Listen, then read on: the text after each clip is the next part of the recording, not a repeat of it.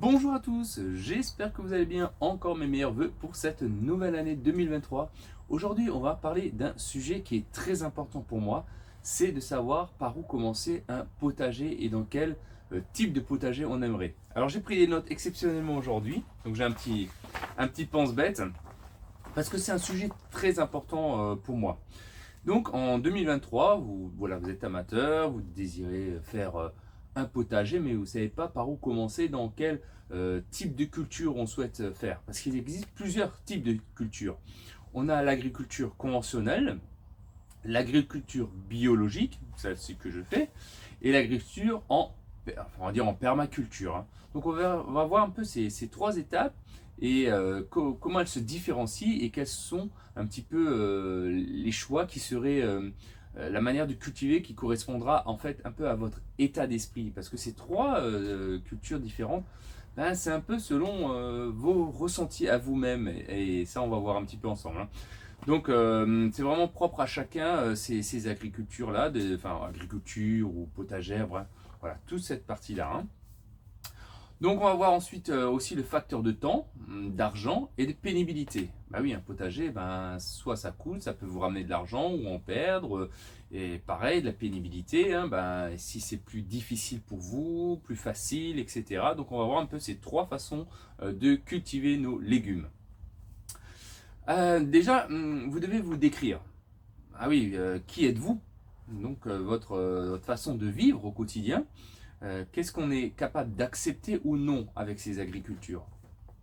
Alors, bon, ça on va voir ça ensemble, hein, pour un petit peu vous aider à vous orienter.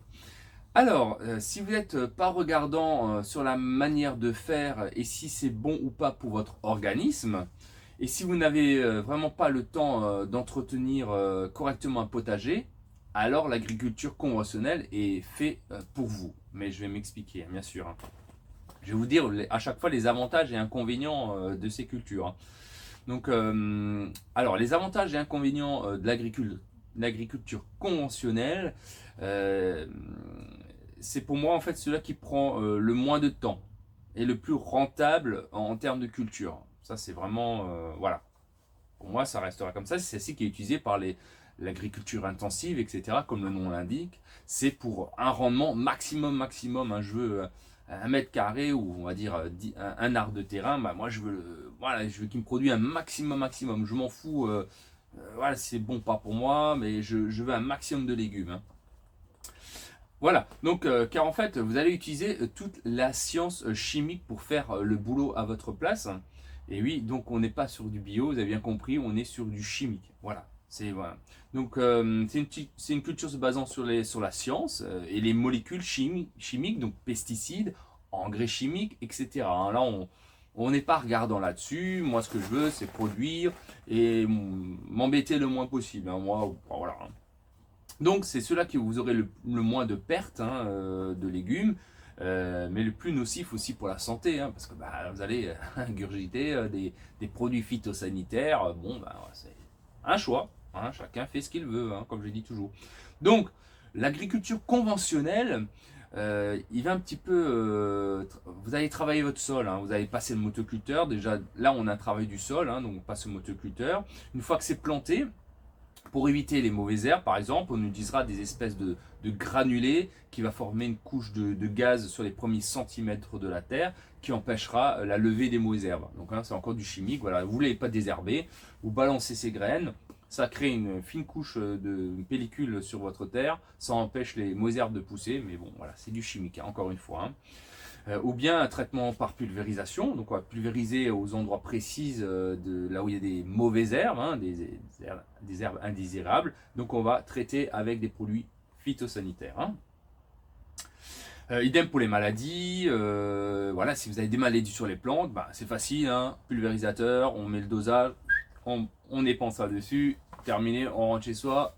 Et la plupart du temps, ben, ça guérit les plantes, hein, il faut dire ce qui est. Bon, là, ouais, c'est chimique, c'est la science, hein, c'est comme ça. C'est comme, c'est comme à l'hôpital, hein, on vous soigne, etc. On vous donne des machins pour vous soigner, hein. C'est exactement pareil, hein.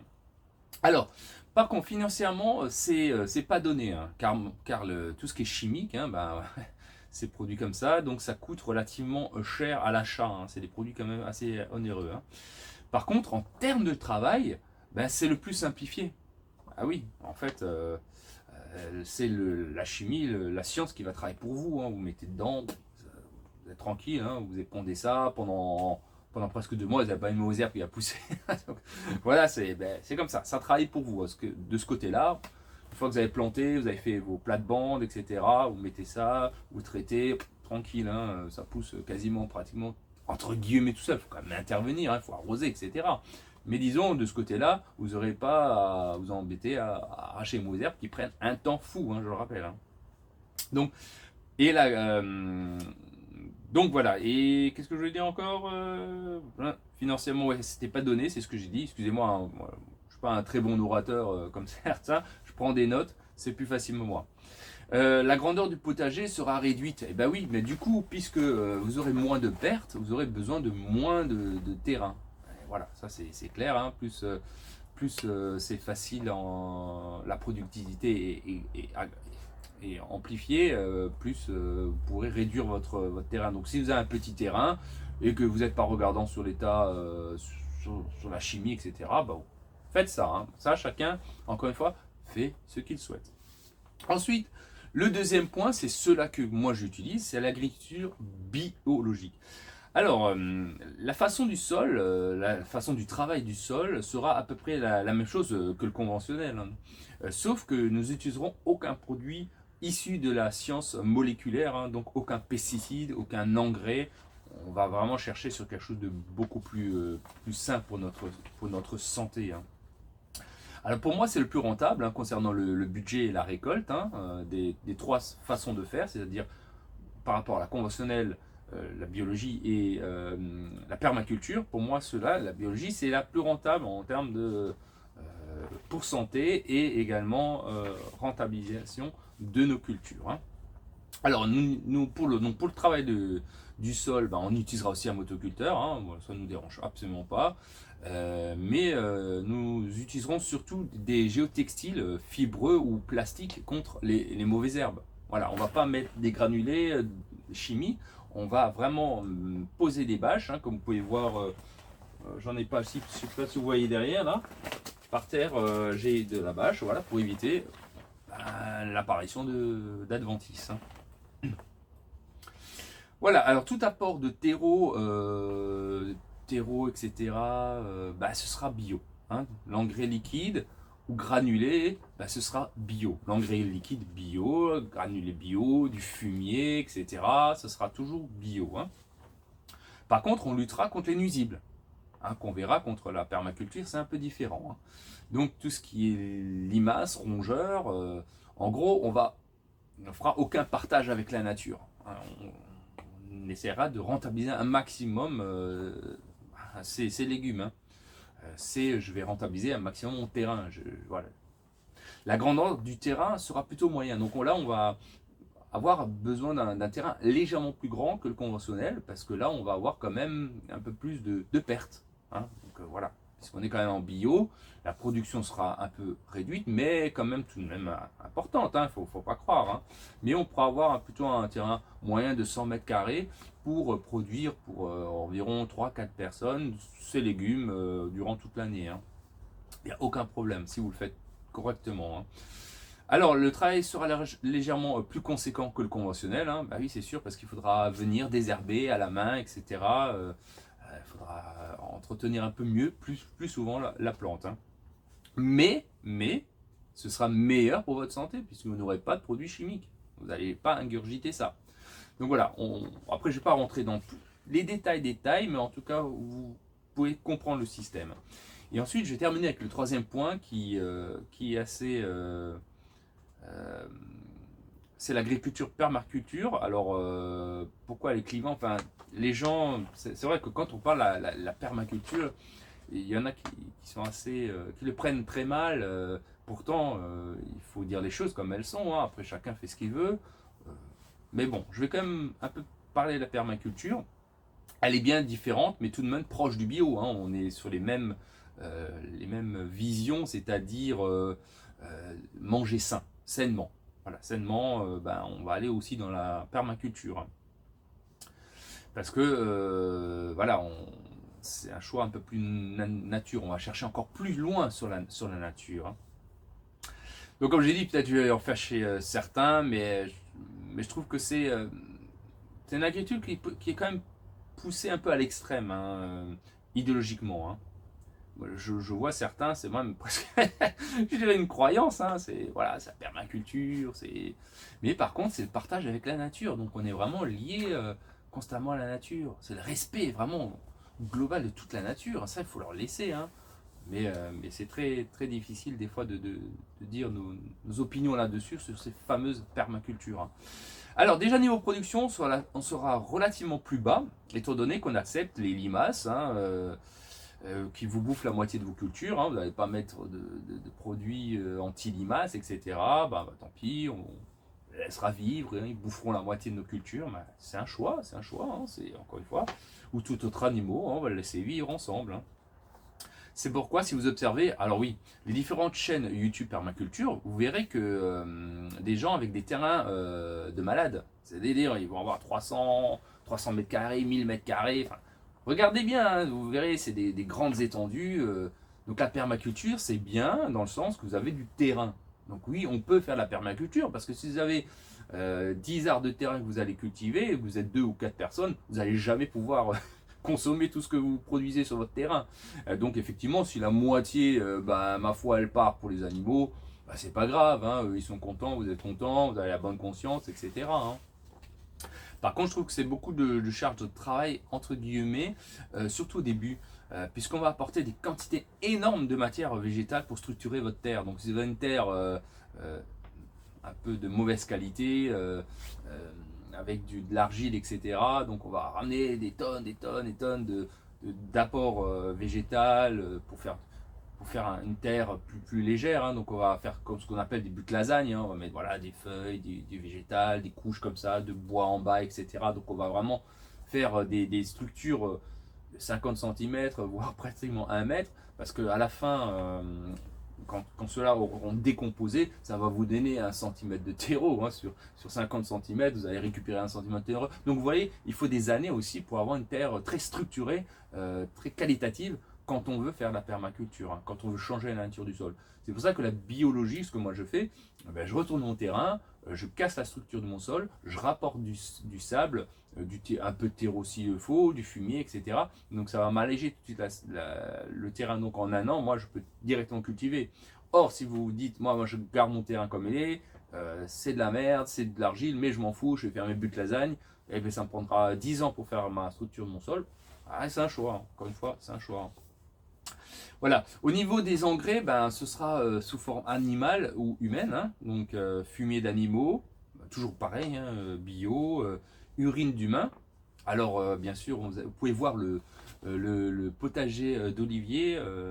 Donc je passe d'ailleurs le bonjour à Olivier. Il a fait une très belle vidéo là-dessus qui parle justement de l'urine au potager. Hein. Ça encore, c'est un état d'esprit. C'est-à-dire, il faut l'accepter. Moi, je ne l'accepte pas. Moi, je me conçois mal. Par exemple, aller uriner dans des bidons, les stocker, surtout arroser avec, et me dire quand je vais manger ma salade, mon truc, j'ai uriné dedans quelque part. Mais ça, c'est encore un état d'esprit, c'est une acceptation des choses. Hein. Moi, je l'accepte pas, il l'accepte, c'est très bien. Il a fait une super vidéo, là, je vous conseille d'aller voir le potager d'Olivier sur l'urine au potager, et ça marche, hein, c'est très azoté hein, l'urine. Hein. Mais encore une fois, l'état d'esprit, il faut l'accepter. Voilà, il faut l'accepter, moi je ne le fais pas. Et il y en a qui poussent même encore plus, ils vont chercher les excréments humaines, hein, des toilettes, par exemple, des toilettes sèches, et ils vont les prendre dans leur potager. Hein. Ouais, on peut aller très loin hein, dans la permaculture. Hein. Je crois qu'ils ont pas loin d'une 15 à 20 points spécifiques à respecter pour rentrer dans la sphère permaculture. Mais pour regarder sur Google, vous tapez permaculture, vous verrez vraiment peu comment les points qu'il faut respecter hein, pour la. Moi je dis toujours, c'est un peu une vie de Robinson, hein, voilà, vraiment de Robinson, parce que ils se baladent pieds nus dans leur machin, ils mettent les mains à terre, et ça, moi je travaille avec des gants, je vais mettre des chaussures pour travailler, parce que je suis aussi un professionnel, hein, je travaille dans le monde du paysagisme depuis plus de 20 ans maintenant. Donc c'est vrai qu'on a notre approche hein, quand même différente. Mais c'est un choix, c'est vraiment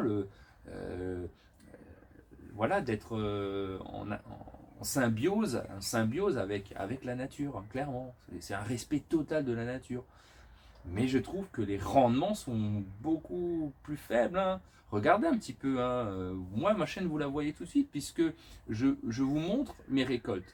Je vous montre devant vous, vous avez vu les anciennes vidéos, je vous montre à chaque fois les cajots de tomates, etc., que je produis, et on voit que c'est une quantité quand même assez importante, hein. Donc, là aussi, vous devez regarder, être prudent, parce qu'il y a beaucoup de gens qui font des conférences sur des chaînes YouTube, et qui vont vous dire oui, faire ça, faut faire ça, faut faire ça. Mais les productions derrière, vous ne voyez pas trop, hein, on ne s'occupe pas, hein. Donc là aussi, allez vraiment sur des gens qui sont professionnels dans la permaculture, hein, qui savent de quoi ils en causent, hein, parce qu'il y a de boire et à manger, hein, mais bon, voilà, c'est un choix, hein. Mais par contre, c'est le moins coûteux. Ah, clairement, c'est le moins coûteux. Vous allez récupérer tout ce que la nature vous donne à portée de main, plus ou moins, hein. Donc, vous avez vu, après, voilà, du fumier, etc. On va essayer de se démerder un maximum. On va rester sur quelque chose de plus naturel, donc c'est le moins coûteux. Voilà, ben écoutez, je vous fais encore un petit tour après du potager vite fait. J'espère en tout cas que ça vous aura un peu éclairé votre façon de cultiver. Bien sûr, ça reste bienveillant, hein, cette vidéo. Ce n'est pas pour critiquer, peu importe les trois manières. Chacun travaille comme il souhaite. Donc bienveillance sur cette vidéo, surtout, hein, moi je respecte autant la permaculture que le conventionnel. Chacun fait comme il peut. Mais moi je suis quand même plutôt du côté de l'agriculture biologique et plus du côté de la permaculture, on va dire, que plutôt le conventionnel, hein. Mais voilà, tout le monde doit être respecté, chacun fait comme il peut, tant qu'il est heureux dans son potager. Si vous avez des questions, n'hésitez pas, vous me les mettez bien sûr en commentaire, j'essaierai d'y répondre. Vous allez 3 grands pôles, hein, on aurait plus détaillé encore plus, mais la vidéo ferait une demi-heure, 1 heure, et je ferai une conférence dessus. C'est pas le but, les gens sont pas patients de regarder des fois aussi longtemps. Donc voilà, vous avez les grands points entre chaque différent type d'agriculture. Voilà. Bon, ben si c'est pas fait, n'hésitez pas à vous abonner et d'activer la cloche pour avoir toutes les informations. Je vous fais un petit tour, bien sûr, du potager. On va regarder un petit peu ce qui reste de notre potager actuellement en plein hiver. Moi, je suis dans l'est de la France. Et aussi, attendez un petit peu pour les semis, hein. Je vois qu'il y a plein on commence à faire des chaînes partout, faire des semis de tomates. On est encore en janvier, hein, et vous n'allez pas pouvoir les planter avant le mois de mai, hein, même dans le sud, allez, en fin avril, mais vous imaginez, janvier, février, mars, avril, 4 mois, vous allez les cultiver à l'intérieur de chez vous, donc c'est-à-dire chauffage, lumière, et puis le temps que vous allez passer dessus. C'est juste une petite aparté sur cette vidéo-là. Attendez les semis, pas avant février, fin février, hein. Et encore plus dans l'est de la France, hein. Voilà, au bord de la mer, c'est toujours plus doux. Mais attention, hein, attention. Vous aurez aussi vos tomates, ils ne pousseront pas avant le mois de juin, juillet, pas avant des tomates, hein. Donc, attendez un petit peu pour les tomates. Allez, on fait un petit tour de la serre, on regarde un petit peu ce qu'il y a encore. Et je vous fais de gros bisous, je vous dis à très bientôt. C'est parti pour le tour de la serre. Voilà, nous revoilà pour la serre. Alors qu'est-ce qu'on a encore dans la serre? Bien sûr, on a nos fameuses fraisiers qui sont ici. Elles ont encore pas mal de feuillage vert. Alors ce qu'on va faire, mais je ferai une vidéo, mais moi je vais les ratiboiser au mois de là, d'ici février, je pense, selon les températures, je vais les raser à ras pour qu'ils se donnent un petit coup de boost, hein. Mais on fera une vidéo spéciale là-dessus. On a encore de belles carottes, hein, on a encore des carottes, une tonne de carottes d'ailleurs. Je vais mettre ça. Ouais, il y a du feuillage là-dedans, mais j'ai encore plein de carottes. Si on les voit bien, là, oui, hop, pardon. Ouais, on a encore plein de carottes. Vous voyez, je les laisse en pleine terre. Ça sert à rien de les arracher. Et moi, j'ai eu du moins 10 hein, chez moi, hein. Donc, vous les laissez en terre, il n'y a aucun problème. Vous n'avez pas besoin de les arracher, mettre dans des tambours comme je vois, et les enfoncer en terre. Vous les laissez, vous récoltez selon ce que vous avez besoin. Alors ensuite, qu'est-ce qu'on a encore? Alors, bah, tout ça, voilà, j'ai encore de la salade, bien sûr. Là, j'ai encore des mâches que j'avais fait. Encore un peu de mâche, mais bon, plus grand chose de ce côté-là. Ici, on a les salades, hein. Donc là, on a toutes les salades. Vous voyez comme elles sont belles, hein, les belles salades. Bah, il y en a qui pourrissent, hein, c'est comme ça, c'est la vie. Mais on a quand même des belles salades. Vous voyez la serre, à quoi ça sert? D'avoir des belles salades. Donc c'est des merveilles d'hiver, hein. Donc vous voyez les belles salades, magnifiques. Et maintenant on va voir la différence entre la serre et l'extérieur. Eh ben, regardez, je vais ouvrir à l'arrière de la serre. Hop, on va ouvrir ça. Allez, pouf, ça. Voilà. Et là, vous voyez, ça c'est l'extérieur. Donc là on a en fait des petites, enfin salades qui sont un peu plus petites. Qui sont quand même pas mal, mais elles sont plus petites. Là, et par rapport à là. Vous voyez la différence? Voilà à quoi ça sert une serre.